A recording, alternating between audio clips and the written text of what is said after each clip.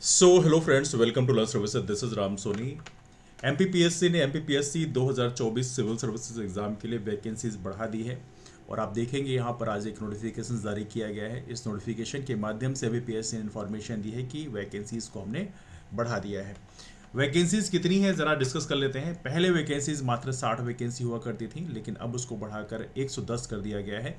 कुछ नई वैकेंसी जोड़ी गई हैं। आप देखेंगे कुल 50 वैकेंसी नई जुड़ी हैं और इसमें पिछड़ा वर्ग तथा अल्पसंख्यक कल्याण विभाग के अंतर्गत एक वैकेंसी जोड़ी गई है, सहायक संचालक प्रशासन की, असिस्टेंट डायरेक्टर प्रशासन, है ना।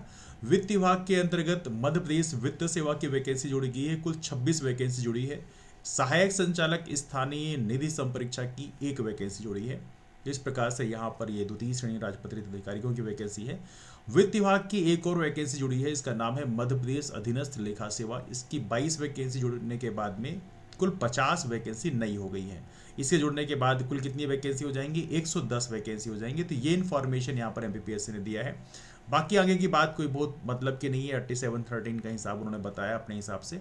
तो कुल मिला के देखा जाए तो नंबर ऑफ वैकेंसीज हो चुकी हैं 110। तो आपके पास अब 110 वैकेंसीज हैं फाइट करने के लिए, है ना। हालांकि मैं पहले से ही कह रहा था कुछ वैकेंसीज जुड़ेंगी, मार्क पत्र भी सारे नहीं आए होंगे, हो सकता है कुछ वैकेंसीज और भी जुड़ जाएं।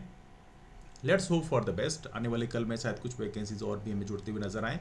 हालांकि आपको बताना चाहिए एमपीपीएससी का जो प्रीलिम्स का रिजल्ट है जब तक नहीं आता तब तक वैकेंसीज के जुड़ने की संभावना बनी रहती है ना।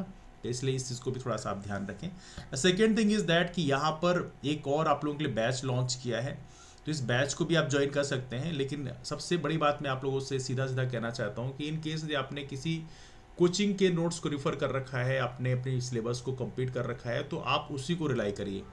अननेसेसरी यहाँ वहाँ जंप मत करिए कि हाँ ये लगे कि हाँ ये इस यहाँ पे थोड़ा सही लग रहा है, चलो इसको कर लेते हैं, इसको कर लेते हैं। नहीं, जो भी सोर्सेज आप पढ़ रहे हो यदि आपने प्रॉपर तरीके से सिलेबस कंप्लीट कर रखा है तो आप उसी को बार बार रिवाइज करिए। अननेसेसरी यहाँ वहाँ जंप करने की ज़रूरत नहीं है। क्योंकि मैं आपको बता दूँ 80% क्वेश्चन जो होते हैं आपके जो पेपर के होते हैं वो लगभग सभी इन जनरल जो हम किताबें पढ़ते हैं उसी से आते हैं, चाहे वो कोचिंग के नोट्स हों चाहे वो कोई भी किताब हो, उसी से आते हैं। तो 80% पोर्शन उसी से कवर हो जाता है। अब 20% के लिए आपको पूरा नया एक पूरा सिस्टम पढ़ने की ज़रूरत नहीं है कि आप फिर वही गलती होती है कि हम यहाँ भटकने लग जाते हैं, तो ना ही होता है ना भी होता है। तो आपने जो भी सोर्स रेफर किया है उसी को बार बार रिवाइज करें। हाँ, कंटेंट को डायनामिक बनाने के लिए थोड़ा अपडेट आप कर सकते हैं, लेकिन आपको नई चीज़ करने की जरूरत नहीं है। जो भी आपने कर रखा है उसी को बार बार रिवाइज करना है। इन केस आपने नहीं करी है तो उसके लिए हमारा बैच उपलब्ध है। बैच लॉन्च किया गया है, ये बैच ऑलरेडी चल रहा है। इस बैच में age of no offer prices चल रहे हैं फरवरी में, आप ज्वाइन कर सकते हैं।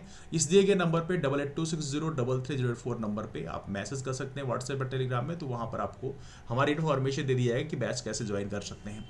लेकिन इन केस यदि आपने ऑलरेडी सेल्फ स्टडी भी कर रहे हैं और आपने बुक्स कंप्लीट कर लिया और आपको लगता है खुद से कर सकते हैं तो इट्स फाइन। आप प्रॉपर तरीके से बार बार रिवीजन करें। रिवीजन इज द की, वही चीज़ है जो सिलेक्शन आपको दिलाएगा। और यदि आपने जितना बढ़िया रिवीजन किया उतना आपके सिलेक्शन के चांसेस बेहतर होंगे। जैसे आप लोग कहते हैं ना बाहर निकल के कि हाँ मेरे से क्वेश्चन बन रहा था वो गलत हो गया, वो गलत हो गया। अगर आपने चीज़ें प्रॉपर तरीके से रिवाइज करी है तो ये शब्द नहीं निकलेगा मुंह से, और यदि ये नहीं निकला इसका मतलब ये कि आपके सिलेक्शन की चांस ऑलरेडी बढ़ जाते हैं, है ना। तो प्रयास करें, बार बार रिवाइज करें। Revision is the key. हालांकि मैं रिवीजन कुछ ज़्यादा बोल गया इस वीडियो में। एनीवे, आप लोगों को एमपीपीएससी 2024 के लिए एडवांस में ऑल द बेस्ट और ढेरों सारी शुभकामनाएं। बढ़िया तरीके से परफॉर्म करिए। अभी टाइम भी पर्याप्त है कि आप तैयारी कर सकते हैं और प्रयास करें कि प्रॉपर तरीके से सिलेबस को कंप्लीट करें, लेकिन साथ में टेस्ट सीरीज भी लगाएं। टेस्ट लगाना बहुत ज़रूरी है, उससे आपके अंदर कह सकते हैं कि कंसंट्रेशन ही बढ़ता है और दूसरी बात ये क्लैरिटी बढ़ती है टॉपिक्स को लेके, है ना। तो थोड़ा सा ये चीज़ें करें तो आपको डेफिनेटली बेनिफिट मिलेगा और बाकी चीज़ें हम समय समय पर डिस्कस करते रहेंगे। तो चलिए मुलाकात करते हैं फिर, तब तक के लिए bye bye, take care, have a wonderful day, keep empowered and take care, that's all, thanks so much.